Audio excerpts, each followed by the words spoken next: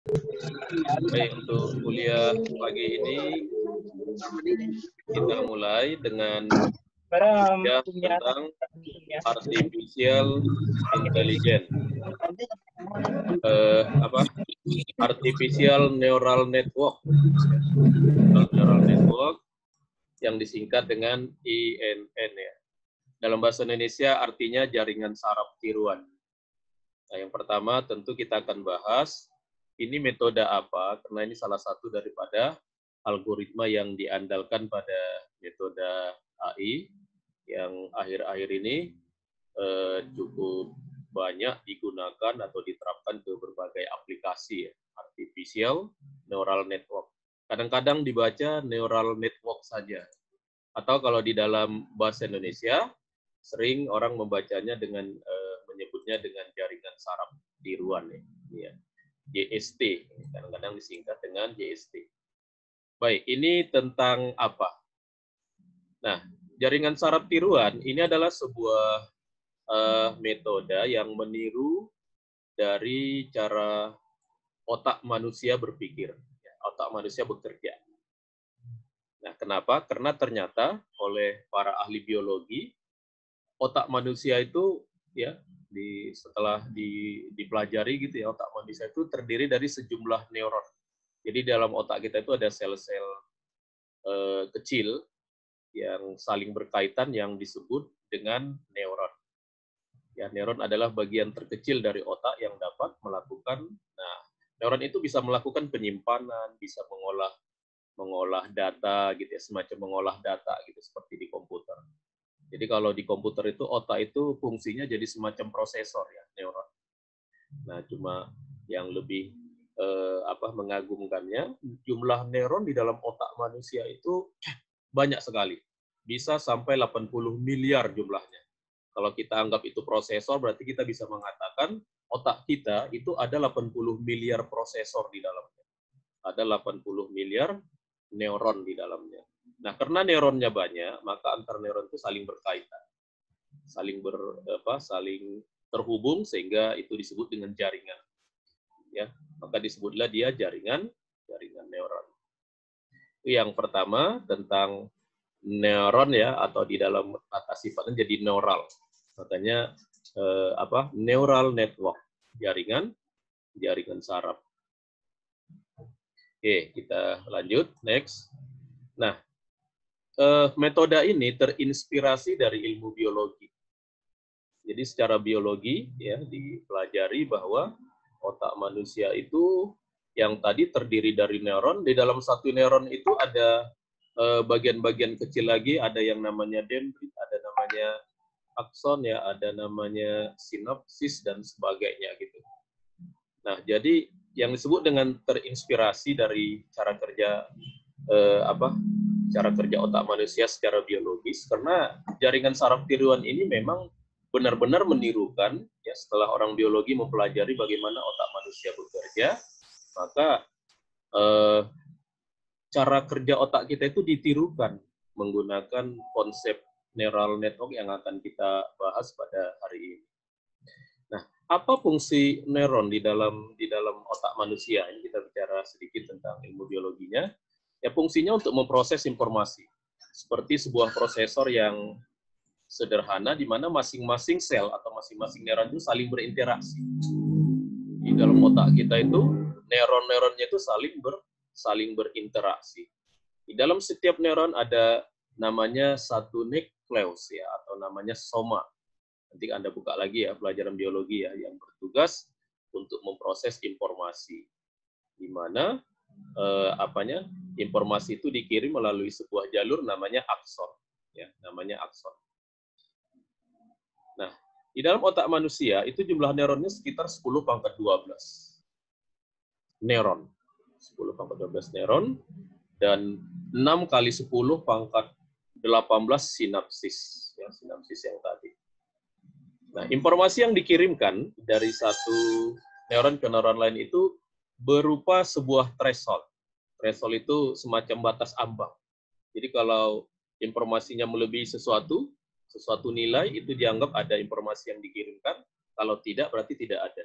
Jadi ada batas ambang kapan sebuah neuron itu merasa dia menerima sebuah sinyal dari neuron yang lain. Karena tadi antar neuron itu kan saling terkoneksi ya. Makanya tadi disebut jaringan neuron. Nah, pada batas tertentu tersebutlah neuron-neuron saling teraktivasi. Ya, teraktivasi merespon dari input dari neuron yang lain, ya, dari neuron yang lain.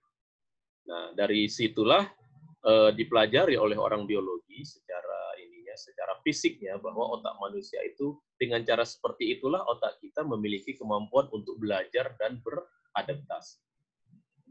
Ya, jadi otak manusia itu punya kemampuan untuk belajar dan beradaptasi dengan cara atau pola kerja yang seperti tadi. Nah, kemudian otak manusia dengan cara kerja seperti itu membuat lebih mampu untuk mengenali pola. Pola itu kayak mengenal wajah, ya juga termasuk otak kita kan yang mengontrol seluruh gerakan kita kan juga otak kita. Oke, itu tentang bagaimana cara otak manusia bekerja. Tapi yang jelas, artificial intelligence ini terinspirasi dari cara kerja otak manusia. Nah, yang depan ini gambar otak manusia. Kalau di Padang ini enak ini di gulai ya, namanya gulai otak. Ini gambar yang diperbesar tadi, yang sebuah neuron diperbesar dengan beberapa jalur-jalurnya. Tadi ada aksos, ada dendrit gitu ya. Oke, nah sekarang kita ke konsepnya. Nah, oleh orang IT, orang komputer, cara kerja neuron tadi itu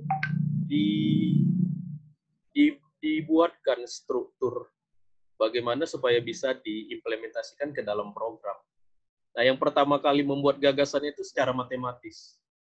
Jadi secara matematis, oleh orang matematik ini tentunya ya, sebuah neuron itu digambarkan dengan cara seperti ini. Nah, diwakili oleh seperti ini. Ini simbol sigma, simbol penjumlahan. Ini ya kita baca dengan theta nanti ya, simbol aktivasi. Nah, jadi setiap neuron itu punya input. Ini input seperti neuronnya manusia tadi ya. Ini punya input dan nanti dia punya output. Ya, katakanlah diberi istilah Y dengan ini inputnya X.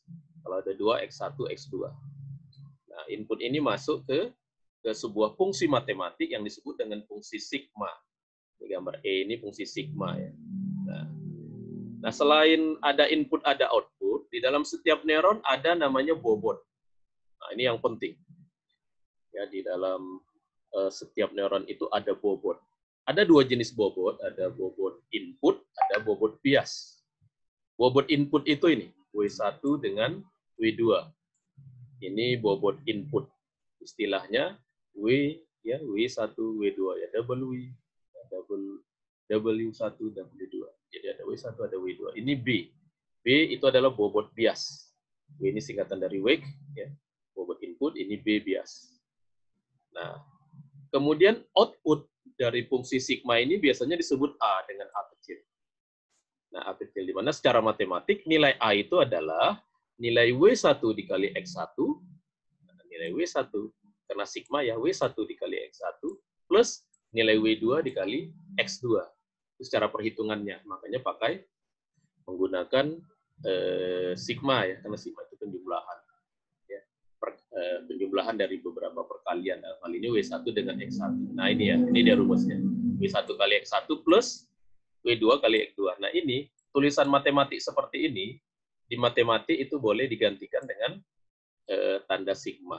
Nah, tanda sigma karena X-nya 1 sampai 2 nanti 1 sampai 2 gitu. Jadi di sini W, di sini X.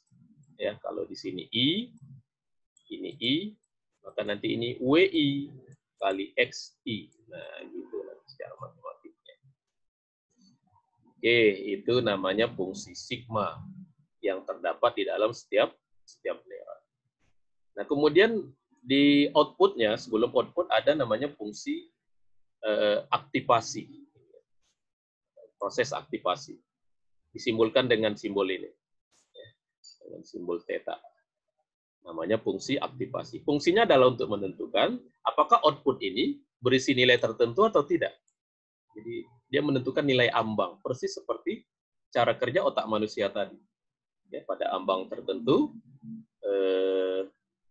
nanti dia akan bisa mengaktifkan neuron yang di depannya nanti. Jadi simbol ini sebenarnya mewakili satu neuron, mewakili sebuah neuron. Yang kalau disederhanakan lagi, yang gambar sebesar ini bisa jadi seperti ini aja. Jadi biasanya memang digambarkan ada satu lingkaran, dibagi dua, ini tanda sigmanya, kemudian ini tanda fungsi aktivasinya. Ini inputnya, ini outputnya. Nah, itu mewakili satu neuron. Atau ada lagi yang lebih sederhana lagi, nanti digambarkan hanya bulat saja. Nah, ini berarti satu neuron. Gini. Bisa nanti begini. Tapi kita harus memahami bahwa di dalam setiap neuron, secara matematiknya, ada fungsi sigma dengan fungsi aktivasi. Ya.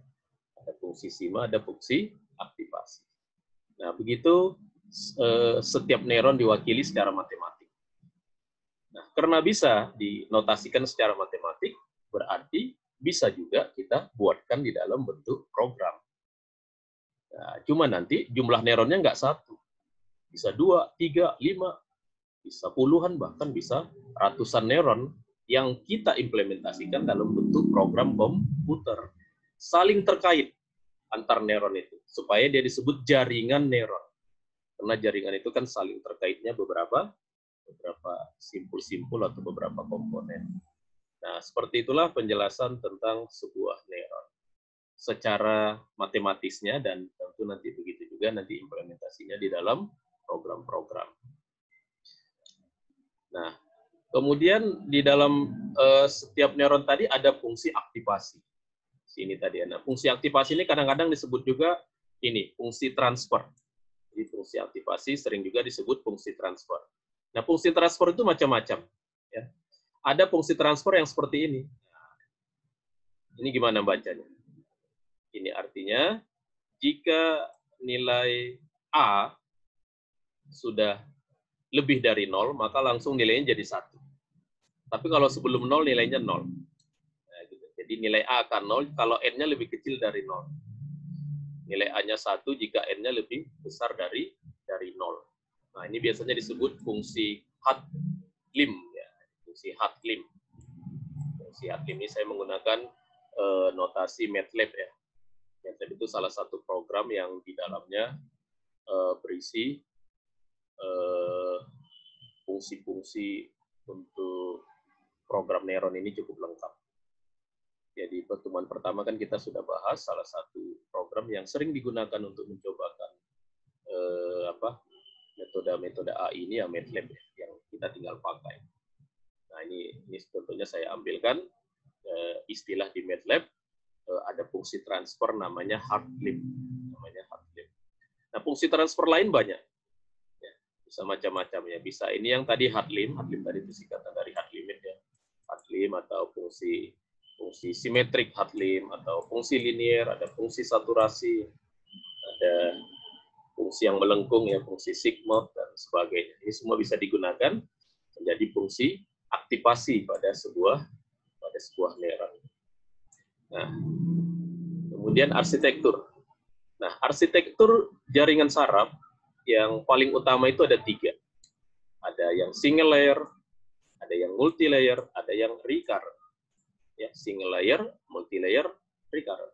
Yang single layer ini single, hanya satu neuron ya. Satu neuron atau satu lapis. Nah, variabelnya ada X1, X2, ini output. Nah, sedangkan yang multi layer contohnya ini. Ini layer pertama, ini layer kedua, ini layer ketiga. Makanya disebut multi layer. Ya. Ini multi layer ya, ini layernya 2 kali. Jadi namanya multi layer. Jadi ada layer di tengah-tengah yang disebut dengan hidden layer. Arsitektur yang ketiga recurrent. Recurrent ini idenya adalah output dari sebuah neuron itu dibalikkan ke input. Dibalikkan ke input. Ya. Mungkin ke sini nanti, atau mungkin di sini ada fungsi lagi, tapi prinsip dari recurrent adalah sebagian output dikembalikan ke input. Kembalikan ke input. Gitu. Untuk apa? Nah, nanti akan kita lihat kenapa jaringan saraf ini harus dibentuk dengan beberapa arsitektur yang seperti ini. Nah, masalah training. Training itu artinya pelatihan ya di dalam bahasa Indonesia. Nah, hal yang paling penting yang menjadi prinsip di dalam jaringan saraf tiruan ini adalah di dalam jaringan saraf tiruan ada sebuah tahap yang namanya tahap training. Ya, ada sebuah tahap yang namanya tahap training. Apa yang dimaksud dengan tahap training? Tahap training itu adalah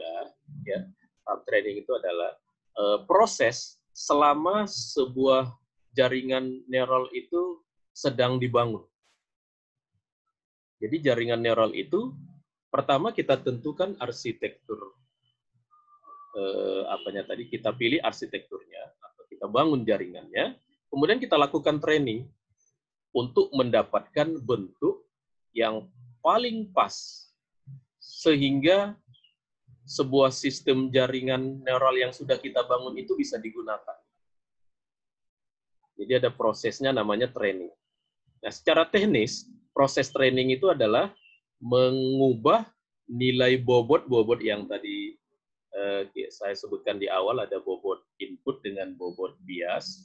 Jadi training itu mengubah bobot input dan bobot bias sampai proses training itu mencapai target tertentu. Jadi kalau targetnya tidak tercapai, nilai bobot input dan bobot biasnya diubah oleh sistem. Nah, tapi kalau sudah mencapai targetnya nanti berhenti. Nah, berarti hasil dari proses training adalah hasil yang terdapat di dalam nilai-nilai bobot input dan bobot biasnya. Ya, di dalam bobot biasnya. Nah, jadi nanti di dalam proses training ada target. Ada target, ya. Jadi ada target tertentu yang ingin dicapai. Nah, setiap menuju output, target itu dicek. Apakah sudah mencapai target enggak? Nah, cara mencapainya pun di dalam jaringan saraf tiruan ini tidak mesti benar-benar sama, tapi pakai toleransi yang disebut dengan yang nanti dihitung dengan error function. Nah, nilai perbedaannya berapa? Nilai errornya berapa? Gitu. Misalkan, jadi nilai errornya tidak mesti 0. Ya, tidak mesti 0. Karena ini kan jaringan saraf ini makanya disebut salah satu bagian dari soft computing, di mana soft computing ini kan mengakomodasi mengakomodasi ketidaktepatan. Jadi jaringan saraf tiruan ini tidak mesti eksak. Nah, tidak mesti eksak hasilnya. Maka boleh ada error. Nah, error itu disesuaikan. Nah, berarti kalau tadi ada target, antara output dengan target itu dibandingkan.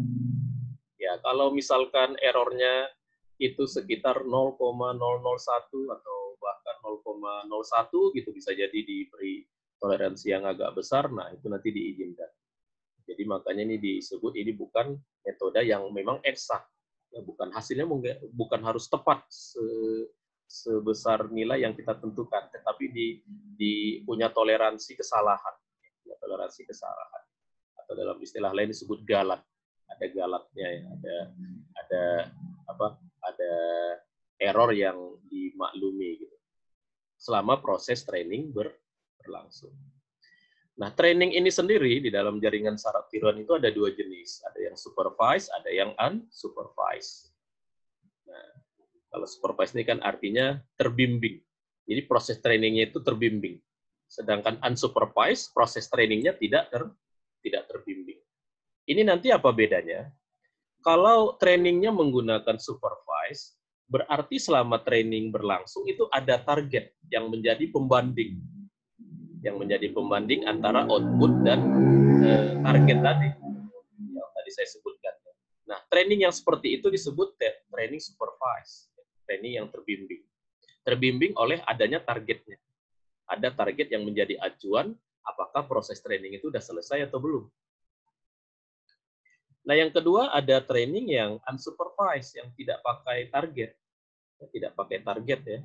Kalau di dalam data mining istilahnya nggak ada labelnya. Tidak pakai label. Ya, unsupervised. Jadi, kalau tidak ada target, apa yang menentukan sebuah training itu selesai atau tidak nanti? Nah, ada nanti satu titik konvergensi yang ditentukan dengan parameter tertentu yang menyatakan ini trainingnya sudah selesai atau belum. Nah, jadi training ada supervise, ada unsupervised. Nah, hasil akhir dari proses training ini nanti akan menghasilkan sebuah sistem atau sebuah prosedur yang dapat mengolah data input. Tinggal pakai, tinggal menggunakan. Nah, ini seperti ini. Jadi kalau misalkan kita ingin membuat ada sebuah kasus, kita ingin memecahkannya dengan artificial neural network, ya, dengan jaringan saraf tiruan. Apa yang kita lakukan? Nah, yang pertama kita harus ada data dulu. Jadi jaringan saraf tiruan ini syaratnya data. Syaratnya data. Kita harus kumpulkan data dulu. Kalau nggak ada data gimana? Kalau nggak ada data nggak bisa kita menggunakan jaringan saraf tiruan. Jadi syarat pertama menggunakan jaringan saraf tiruan itu adalah ada data. Ada data ya, yang untuk zaman sekarang disebut dataset, kumpulan data, himpunan data. Harus ada dataset dulu. Nah, data itu bisa dari mana aja. Kenapa? Karena model dari jaringan saraf tiruan adalah kalau kita ingin memecahkan masalah, data inputnya diketahui, data outputnya diketahui, yang tidak diketahui itu cuma sistem. Ya, yang tidak diketahui cuma sistem. Nah, kalau kita membuat program konvensional, maka sistemnya itu kita buat dalam bentuk algoritma. Kita rancang flowchart-nya yang membuat input dengan output berhubungan sesuai dengan datanya. Nah, tetapi dengan jaringan saraf tiruan ini nanti, sistemnya itu dibentuk sendiri oleh jaringan saraf tiruan. Sistemnya itu terbuat otomatis. Jadi bukan programmer yang memikirkan bagaimana sistem itu. Bagaimana sistem itu yang bisa menghubungkan antara input dengan output. Tapi sistem bisa dikatakan terbuat secara otomatis melalui proses training tadi.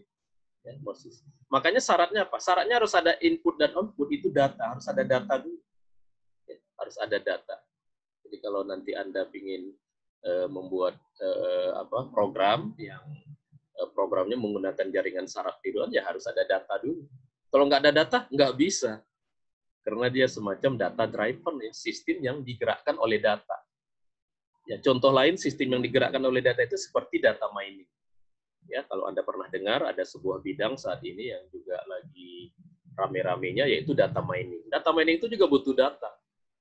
Kalau nggak ada data, kita nggak bisa menggunakan metode data mining. Ada data dulu.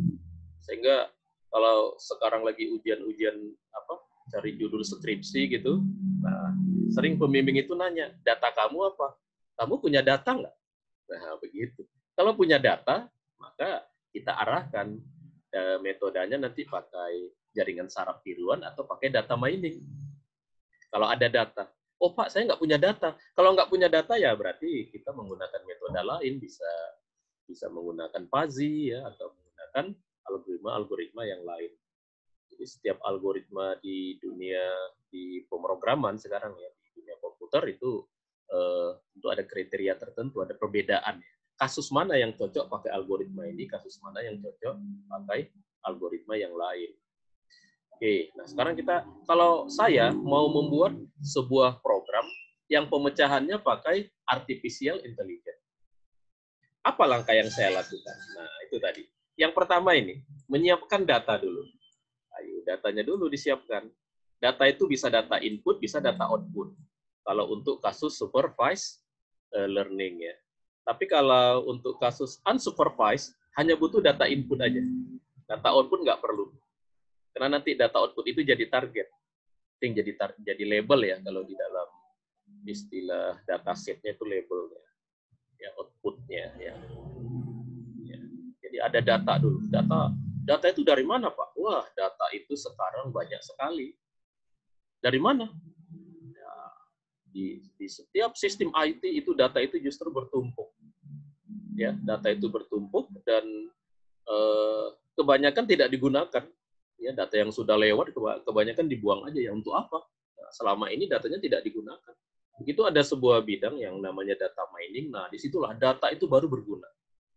Data itu baru berguna. Jadi jangan bilang, oh nggak ada data. Wah, Anda main internet aja itu yang Anda akses itu udah data. Data yang terbesar sekarang ini adalah di internet. Ya. Belum banyak data di internet itu diolah. Apa gunanya data diolah? Gunanya untuk mendapatkan pengetahuan. Ya, gunanya untuk mendapatkan pengetahuan. Jadi dari data diolah menjadi pengetahuan. Dari data diolah menjadi sebuah pengetahuan. Pengetahuan itu bisa dalam bentuk sistem, menghasilkan sebuah sistem yang jadinya bisa mengidentifikasi, membedakan, memperkirakan, ya, memprediksi, mengkelompokkan, ya, klaster, ya, atau bisa apalagi namanya mengasosiasi, ya, melakukan pengecualian, ya, outlier, ya, dan sebagainya. Oke, jadi yang pertama syaratnya itu ada data dulu. Ada dulu datanya. Kalau nggak ada data, nggak bisa. ANN tidak berguna. Artificial Neural Network itu tidak berguna. Jadi data itu kayak hardware. Kalau nggak ada hardware, software nggak jalan. Kalau di jaringan saraf nggak ada data, jaringan saraf nggak jalan. Jadi syaratnya ada data dulu. Yang kedua, baru kita rancang ANN-nya dengan arsitektur yang tadi. Kita pilih, mau pakai single layer, multi layer, atau recurrent. Kan ada 3 tadi, ya, 3 arsitektur artificial neural network. Dan setiap pilihan arsitektur itu kita rancang lagi nanti. Mau berapa neuronnya, mau berapa layernya. Nah, begitu. Itu yang namanya kita merancang arsitektur neural network. Nah, seorang ahli neural network, pekerjaan dia itu yang nomor 2 ini. Makanya saya tebalkan. Hasil pekerjaan dia itu juga di situ. Itulah yang dia rancang terus-menerus sampai menghasilkan sebuah sistem yang diinginkan. Ya, sekali lagi, untuk merancang sistem yang berbasis jaringan saraf tiruan, yang pertama punya data dulu, yang kedua kita rancang arsitekturnya. Ya, kita rancang. Pertama merancang itu memilih arsitektur, nanti baru yang kedua merancang. Ya, baru kita rancang nilai bobot awalnya berapa, nilai bobot input nilai bobot inputnya, bobot biasnya, gitu. Fungsi aktivasinya mau pakai fungsi aktivasi yang mana, gitu. Jadi kita rancang semuanya. Ya itulah namanya, oh ini saya udah berhasil membuat sebuah program artificial neural network untuk memecahkan masalah pengenalan wajah, misalkan gitu. Hasilnya apa? Hasilnya yang nomor 2 ini, arsitektur neural network-nya. Ini hasilnya. Ya, hasilnya itulah hasil. Jadi hasilnya bukan flowchart. Hasilnya bukan flowchart.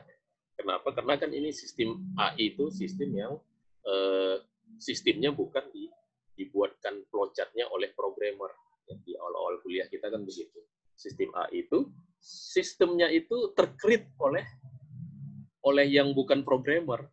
Nah, programmer itu fungsinya adalah justru dia merancang yang bisa meng-create-nya, yang meng-create solusi. Ya, atau dalam istilah kita membuatkan flowchart-nya, walaupun cara kerjanya tidak prosedural, jadi nggak pakai flowchart. Yang ketiga, melakukan pelatihan tadi, training. Nah, jadi saya ulang lagi ya, pertama kita menyiapkan data, yang kedua kita rancang arsitekturnya, kemudian arsitektur yang sudah kita rancang itu kita training. Ya, kita training, ya. Kita training. Tujuan training apa? Tujuan training untuk mendapatkan sistem yang sesuai, yang bisa menghubungkan input sesuai dengan output yang berdasarkan data kita. Kan kita udah dapat input, kita dapat output. Input-output ini kita nggak tahu apa sistemnya, karena kita hanya punya data. Nah, untuk menghubungkan input dengan output menjadi satu sistem, itulah fungsinya neural network. Jadi neural network dia bisa menghasilkan sebuah sistem yang bisa menghubungkan data input dan data output yang kita punya. Menghubungkan data input dan data output yang kita punya. Contoh, kita punya data nilai mahasiswa, nilai Anda gitu ya, nilai teman-teman Anda dari semester 1 sampai semester 4 ada nilainya, atau mungkin nilai senior Anda yang sudah lulus ya, nilai lulusan lah. Jadi nilai mahasiswa yang sudah lulus, nilai semester 1 sampai semester 4 atau semester 6-nya ada. Itu yang pertama, itu data input nanti, ya, menjadi data input. Yang kedua ada data output, ya.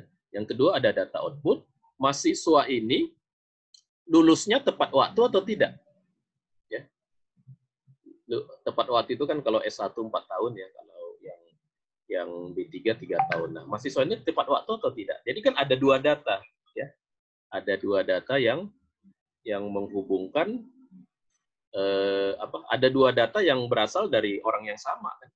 Nah, kita mau buat sistem, apa hubungan antara nilai si mahasiswa yang dari semester 1 sampai 4 dengan status dia lulusnya tepat waktu atau tidak? Berarti kan ada sistem yang membuat yang membuat data itu ketemu. Nah, sistem itu yang mau kita temukan menggunakan pelatihan dari jaringan saraf tiruan ini. Nah, maka jaringan saraf tiruan itu terus dilakukan pelatihan untuk bisa menghubungkan kedua data itu. Setelah ketemu sistemnya, berarti sistem itu adalah sistem yang menghubungkan antara nilai semester 1 sampai 4 dengan status lulus tepat waktu atau tidak. Begitu sistemnya selesai, maka untuk mahasiswa yang datanya tidak masuk dalam pelatihan, tapi dia belum lulus, berarti kan kalau yang pelatihan tadi menggunakan data mahasiswa yang sudah lulus. Nah, untuk mahasiswa yang belum lulus, bisa dimasukkan data dia di semester 1 sampai nilai dia di semester 1 dan sampai semester 4. Kemudian sistem disuruh menghitung, mengolah. Nah, sistem mengeluarkan nanti, oh ini dengan nilai begini berarti Anda lulusnya akan tidak tepat waktu, dengan nilai begini Anda lulusnya akan tepat waktu, begitu. Berarti bisa untuk apa itu? Digunakan untuk memprediksi. Memprediksi. Ya, selain memprediksi, nanti jaringan saraf tiruan bisa digunakan untuk yang keperluan atau aplikasi-aplikasi yang lain. Itu contohnya satu tadi. Bagaimana dari data kita bisa membuat sistem yang bisa memprediksi apakah seorang mahasiswa itu akan lulus tepat waktu atau tidak. Dari mana? Dari data kita. Nah, sistem memprediksi itu nanti kita sebut pengetahuan di dalam ini lain ya, di dalam istilah lain yang menjadi knowledge yang baru. Oke, nah jadi kita melakukan, nah tadi kan kita melakukan training ya, ini yang nomor 3 tadi belum saya jelaskan, ini melakukan training, ya melakukan training terhadap arsitektur yang udah kita rancang di atas, ya kita lakukan training, setelah kita lakukan training, hasilnya itu udah benar enggak? Nah, kan kita sudah merancang ini, yang nomor 2 kita udah merancang, habis itu kita sudah lakukan training, sudah berhenti dia. Nah, sebelum kita gunakan, kita harus melakukan testing. Kenapa kita lakukan testing? Karena ini kan salah satu syarat di dalam pengembangan program. Kan? Kalau Anda sudah selesai membuat program, kan Anda nggak langsung kasih ke user. Tapi harus ada proses testing.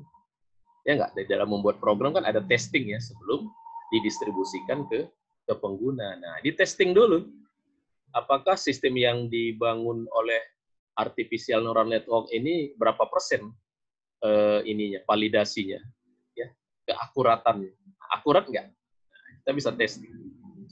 Kita testing ya. Nanti ada beberapa cara atau alat untuk melakukan testing terhadap hasil dari training ini. Nah, setelah itu barulah sistemnya selesai, menghasilkan sebuah sistem yang siap untuk digunakan. Ya, begitulah proses bagaimana cara kita kalau mau membuat aplikasi yang berbasis artificial neural network. Membuatnya pakai program apa, Pak? Nah, begitu biasanya suka ditanya begitu ya. Membuatnya pakai program apa? Ya, bisa pakai program apa aja. Ya, tapi biasanya kita lebih memilih program-program yang di dalamnya sudah ada library artifisialnya. Bisa MATLAB ya, kalau MATLAB itu library-nya banyak. Jadi kita tinggal memakai beberapa function yang sudah ada di dalam. Menyesuaikan aja tinggal merancang arsitekturnya. Tidak coding dari awal kalau pakai MATLAB ya. Atau sekarang ada sebuah bahasa pemrograman yang relatif baru, yang library-nya juga banyak dalam bentuk modul-modul ya. Itu namanya Python. Ya, Python. Python itu kenapa kok begitu terkenal? Karena library-nya banyak. Untuk apa saja ada. Sehingga orang banyak menggunakan. Sebenarnya alasannya itu aja. Kalau orang membuat library yang banyak di PHP, PHP akan banyak digunakan. Kalau orang membuat library banyak di C, ya C-nya akan digunakan. Cuma untuk program-program ini semacam neural network nanti ya. Dan ini nanti kita lanjut ke machine learning, itu banyak di Python. Ya, kalau Anda nggak suka Python bisa pakai MATLAB ya. Oke, itulah proses merancang pemecahan masalah dengan artificial neural network. Nah, ini tadi yang saya jelaskan tadi dalam bentuk langkah-langkah seperti ini. Pertama, ini mengumpulkan data. Salah satu proses mengumpulkan data itu nanti ada namanya pre-processing. Kenapa harus ada itu? Ini Anda udah kuliah data mining nggak ya? Kenapa harus ada itu? Karena data yang kita dapatkan itu belum tentu datanya bersih. Mungkin datanya tidak terstruktur atau datanya kotor, harus kita bersihkan dulu ya. Datanya. Apa datanya yang kotor itu ya? Yang tulis yang formatnya tidak mengikuti yang lain ya, atau ada yang file-nya yang kosong dan sebagainya. Jadi kita itu namanya pre-processing. Nah, barulah kita membangun jaringan saraf tiruan tadi. Baru dilakukan training, baru testing. Nah, lihat ya, selalu ada testing. Jadi kalau kita membangun software itu, testing itu adalah salah satu tahap sebelum softwarenya diberikan ke pengguna yang sesungguhnya. Nah, ini beberapa istilah. Nah, ada satu istilah yang sering disebut dengan machine learning. Machine learning itu apa? Jadi, artificial intelligence yang tadi saya jelaskan, itulah dia machine learning. Itulah dia machine learning. Kenapa disebut machine learning? Karena prosesnya ada proses belajar. Ya. Ada proses. Kapan proses belajar terjadi pada jaringan neural? Saat training dilakukan. Jadi training itu sebenarnya adalah jaringan neural mempelajari data yang diberikan ke dia. Belajar dari data. Ya, belajar dari data. Jadi learning, belajar dari data. Bagaimana cara belajarnya? Nah, belajar itu pakai algoritma juga. Jadi selain ada arsitekturnya, untuk learning di jaringan saraf ini juga ada algoritmanya. Misalkan yang paling sederhana itu dengan perseptron ya, untuk ini biasanya untuk single layer ya. Back propagation ini biasanya untuk yang multi layer. Ya, itu back ya, bukan back ya. Back propagation untuk ini. Nah, sekarang ada algoritma training yang sangat terkenal yang namanya deep learning. Untuk jaringan saraf tiruan. Itu makanya jaringan saraf tiruan itu disebut machine learning. Disebut machine learning juga. Jadi kalau orang nyebut machine learning sebenarnya secara tidak langsung dia menyebut jaringan saraf tiruan atau artificial neural network. Jadi kalau saya mau belajar machine learning, maksudnya belajar apa? Ya belajar ini artificial neural network. Karena machine learning yang turunan dari AI, dari AI, artificial intelligence adalah jaringan neural network.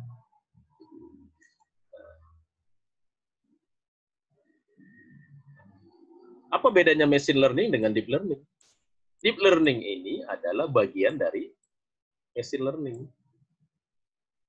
Nah, kalau kita lihat kaitan-kaitan semuanya, mulai dari artificial intelligence, di dalam artificial intelligence ada sebuah metode namanya artificial neural network. Nah, artificial neural network ini pada akhirnya di saat ini disebut dengan machine learning. Ya, disebut dengan machine learning. Nah, salah satu jenis dari machine learning yang ada di jaringan yang ada di jaringan saraf tiruan ini adalah deep learning. Deep learning itu bagian dari artificial neural network. Artinya, kalau Anda mau belajar deep learning, Anda harus belajar dulu artificial neural network. Kalau enggak, ya nggak bisa. Kalau Anda mau belajar artificial neural network, Anda harus belajar dulu AI secara umum, artificial intelligence. Jadi itu kaitan antara machine learning dengan deep learning. Nah, saat ini algoritma yang sangat terkenal, ya, yang sangat booming ya di zaman era kita ini namanya deep learning. Nah, di mana-mana orang melakukan seminar-seminar deep learning, training-training apa pelatihan ini juga deep learning. Deep learning itu apa? Deep learning itu machine learning yang berasal dari artificial neural network. Ya, neural network.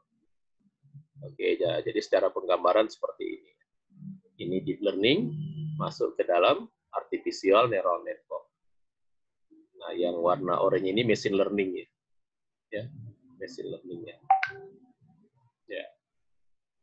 Tapi nanti tidak semua machine learning itu harus menggunakan neural network. Ada machine learning yang tidak berbasis neural network. Ya. Dan tidak semua machine learning itu harus AI. Ya. Tidak harus AI, artificial intelligence. Terus pakai apa? Kalau nggak pakai AI, machine learning ini kalau nggak pakai AI, pakai apa? Pakai statistik. Nah, saat ini statistik juga cukup diandalkan untuk mengolah data. Di dalam data mining itu statistik termasuk salah satu metode yang banyak juga digunakan. Jadi kalau Anda belajar data mining itu metodenya dua. Bisa pakai statistik, yang kedua pakai artificial intelligence. Kalau artificial intelligence, metodenya adalah machine learning. Kalau machine learning, di dalam artificial intelligence itu adalah neural network. Neural network yang sekarang kita sedang kita bahas. Nah, coba kita mau melihat tentang deep learning dulu, karena ini yang paling terkenal sekarang, deep learning. Deep learning itu apa? Deep learning itu salah satu algoritma dari machine learning, ya, tentu aja yang berbasis artificial intelligence yang prinsipnya itu dia dari multi layer yang seperti ini, yang layernya ini. Cuma jumlah layer hidden-nya banyak. Kalau ini contohnya 3, ini 1, 2, 3. Ini tentu layer input, ini layer output.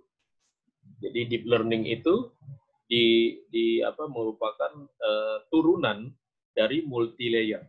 Kan tadi ada single layer, multi layer, kemudian satu lagi tadi ada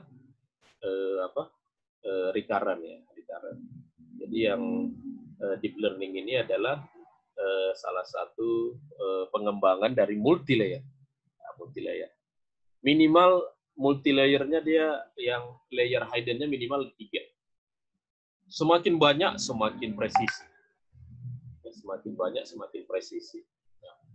Kelebihan dari deep learning yang lain adalah cara bekerjanya itu menggunakan metode yang namanya convolution. Menggunakan convolution, ya. Konvolusi itu mengambil, kalau kita mengolah yang besar, diambil dikit-dikit, ya, diolah selangkah-selangkah, perlangkah-langkah. Nah, ini seperti gambar ini.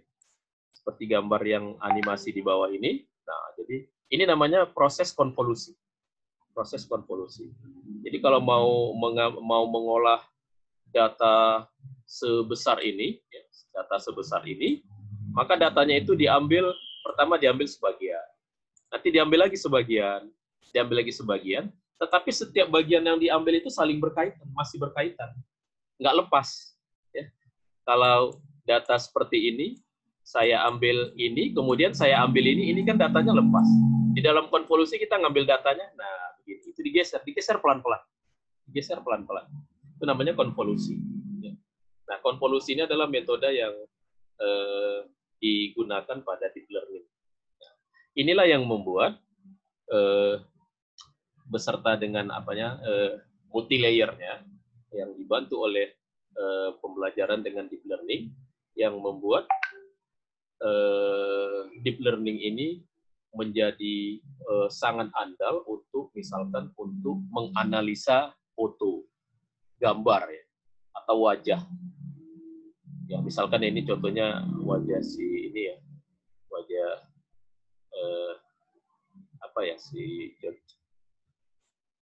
wajah seseorang lah gitu ya. Nah, ini gimana cara mengenalinya? Nah, ini diambil sebagian-sebagian. Yang ini pertama yang diambil dikit benar. Ketika diambil lebih besar lagi jadi mulai jelas, lebih besar lagi baru dalam bentuk yang lengkap. Itu bertahap, dilakukan bertahap. dan nanti pada akhirnya baru dihubungkan ya. Ini yang namanya full connected, baru dihubungkan setiap bagian-bagian yang diambil yang kecil-kecil tadi untuk dianalisa apakah ini wajahnya sama dengan wajah yang dibandingkan. Nah, apa gunanya deep learning? Kok begitu populer? Wah, gunanya macam-macam. Nah, yang pertama, deep learning itulah yang membuat saat ini program bisa mengenal ucapan, speak recognition, bisa mengenal ucapan. Kita ngomong, omongan kita ya, seperti di Zoom ini punya fitur ya, kalau kita ngomong bahasa Inggris tadi diterjemahkannya langsung di dalam bentuk tulisan. Nah, kalau Anda menggunakan Google ya, Google Speak, itu juga saat ini bisa langsung menerjemahkan kan. Jadi bisa mengenal speak recognition. Nah, selain suara, deep learning itu juga paling sering digunakan untuk image, gambar, mengenal gambar. Jadi program-program yang bisa mengenal gambar itu di era sekarang ini tuh hampir semuanya pakai deep learning. Karena presisinya sampai 98%, bahkan 99% mampu mengenal gambar dengan baik. Ya. Kalau Anda pernah belanja di toko online, ya, kita sekarang bisa mencari barang yang mau kita beli, nggak nuliskan teks, tapi Anda foto aja. Anda ingin membeli dompet gitu, Anda foto dompetnya, nanti dompetnya Anda upload ke dalam searchingnya toko online, nanti langsung sama toko online-nya diperlihatkan berbagai jenis dompet atau dompet yang persis dengan yang kita gambar, gitu ya. Mungkin Anda pernah coba ya, atau di Google juga sekarang ada searching berdasarkan gambar kan? Loh kok bisa ya? Selama ini kan searching berdasarkan kata-kata. Kita tulis misalkan kata-katanya universitas, muncul di bawahnya berbagai universitas. Nah, kalau sekarang ada fasilitas, kita upload foto tertentu, nanti sama Google diperlihatkan foto-foto yang mirip dengan foto yang kita upload. Berarti searchingnya pakai gambar. Nah, itu pakai apa? Pakai deep learning. Nggak ada yang lain saat ini. Deep learning adalah sebuah metode yang paling diandalkan untuk image recognition. Image ini pengenalan wajah, mengenal wajah, bukan wajah ya, gambar, mengidentifikasi gambar. Bahkan saat ini bukan hanya gambarnya, tapi gerakan. Bisa mengidentifikasi gerakan. Gerakan orang misalkan, kalau Anda pernah lihat di YouTube, sebuah program yang tahu, saya lagi berdiri, saya lagi duduk, saya lagi jongkok, saya lagi berlari, itu programnya bisa tahu. Maka di ini ya, saya pernah lihat di Cina, di YouTube-nya ya di Cina, ada sebuah kelas perkuliahan atau kelas sekolah gitu ya. Yang di kelas itu ada webcam di dalam ruangan itu. Nah, di dalam ruangan itu nggak ada guru, tapi gurunya cukup melihat dari jauh webcamnya. Dari webcam itu dia bisa melaporkan ini mahasiswanya lagi belajar, ini lagi tidur, ini lagi ngobrol. Berarti apa? Bisa mengidentifikasi apa yang dilakukan oleh orang. Ya. Bukan hanya sekedar mengidentifikasi wajah. Itulah saat ini orang mengandalkan algoritma deep learning. Ya. Jadi mengidentifikasi aksi apa yang dilakukan. Kemudian, kalau Anda pernah melihat mobil yang bisa jalan sendiri ya, automated driving, nah itu juga menggunakan deep learning. Jadi ada mobil yang dia bisa tahu, oh ini belok kanan, ini lagi lampunya merah berhenti. Dia tahu, oh itu di depan ada mobil, dia rem. Oh ini belok kanan ke kanan gitu. Oh ini lagi lowong, dia kencang gitu. Nah begitu. Kenapa? Karena dia bisa seperti punya mata. Deep learning itu, kamera itu bisa mengolah datanya itu seolah-olah jadi seperti mata kita mengirimkan datanya ke otak. Itulah deep learning yang saat ini ya sedang lagi giat-giatnya orang menggunakannya. Penemuannya baru 10 tahun ini. Ya, tapi artificial neural network-nya, jaringan saraf neural itu sudah sekian tahun yang lalu ya orang menemukannya, tetapi yang deep learning ini sebenarnya sebuah algoritma yang baru, tapi begitu hasilnya terbukti bagus, nah langsung diterapkan untuk bidang-bidang lain. Bahkan bisa digunakan untuk orang seni lukis, orang yang melukis. Jadi ada program yang bisa melukis. Program bisa melukis. Jadi dia bisa melukis kayak seorang pelukis, gitu. Visual art processing. Kalau natural language processing ini ya ini adalah salah satu aplikasi AI ya, yang bisa mengolah dalam bentuk bahasa, mengolah bahasa manusia, mengerti bahasa manusia. Natural language processing. Ini drug discovery. Nah, deep learning juga digunakan untuk menemukan jenis obat. Wah, bisa digunakan. Artinya sudah pernah digunakan orang untuk menemukan, untuk penyakit ini obatnya ini, ya, untuk penyakit ini obatnya ini, atau untuk menentukan ini zat berbahaya untuk diminum atau dikonsumsi, ini tidak, gitu namanya toksikologi ya, menggunakan deep learning. Karena deep learning ini memiliki kemampuan mengidentifikasi sesuatu, tapi tetap dia harus berdasarkan data tadi, ada atasnya. Jadi kalau ada data diolah, bisa melakukan sesuatu ya. Ya bisa digunakan untuk ini CRM ya, Customer Relationship Management ya. Bagaimana sebuah sistem yang bisa melaporkan, konsumen Anda suka ini, konsumen Anda tidak suka ini, begitu ya. Yang bisa melihat karakter konsumen. Kemudian banyak juga digunakan untuk membuat sistem yang bisa merekomendasi. Ya, ada sebuah aplikasi namanya recommendation system, ya, sistem yang merekomendasi. Saya rekomendasi Anda bepergian ke kota ini, atau merekomendasi Anda memilih jurusan ini, gitu. Itu namanya sistem rekomendasi. Banyak juga jadi tugas akhir itu kan. Nah, bisa pakai deep learning yang merekomendasi sesuatu. Atau di bidang bioinformatics ya.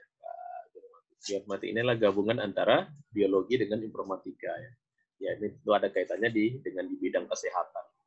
Jadi deep learning ini sangat membantu saat ini di bidang kesehatan. Ya, di bidang kesehatan ini, makanya orang kesehatan itu semestinya ya, orang yang kuliah di kedokteran itu dia mengerti IT. Kenapa?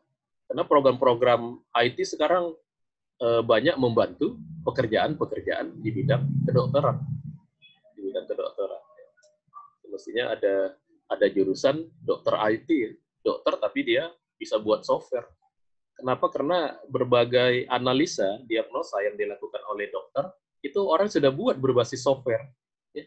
Menganalisa penyakit tertentu, bahkan tadi menganalisa menemukan obat, ya, di bidang farmasi, ya, obat untuk obat ini, jadi bisa diolah gitu, berdasarkan datanya. Ya, ingat ya, syaratnya tetap data ini. Jadi selagi ada data, maka deep learning itu atau machine learning yang bisa digunakan. Oke, bisa juga untuk ini masalah kelainan di dalam transaksi keuangan ya. Bahkan di bidang militer dan sebagainya. Nah, begitu. Oke, ini contoh bagaimana sebuah deep learning bisa mengenal mulai dari garis-garis, jadi dia tahu itu gajah. Jadi prosesnya secara konvolusi tadi ya. Sedikit demi sedikit diolah, akhirnya nanti dikumpulkan datanya secara keseluruhan. Nah, ada sebuah pertanyaan, apakah deep learning itu lebih besar dari neural network? Nah, ini gimana jawabnya? Apakah deep learning itu lebih besar dari neural network? Ya enggak. Deep learning itu bagian dari neural network. Ya kan?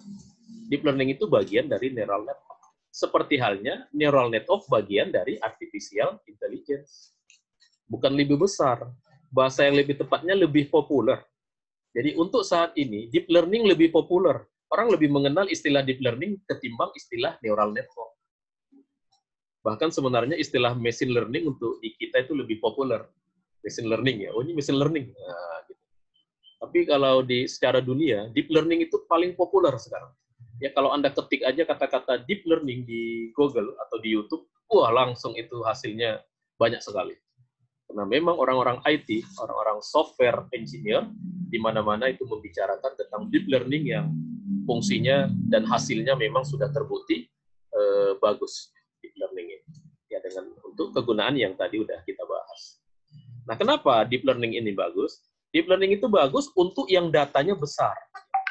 Semakin besar datanya, semakin bagus unjuk kerjanya menggunakan deep learning. Jadi kalau datanya kecil-kecil nggak usah pakai deep learning. Kebesaran alatnya. Untuk membunuh tikus nggak perlu pakai meriam. Tikusnya mati, rumah kita hancur kan.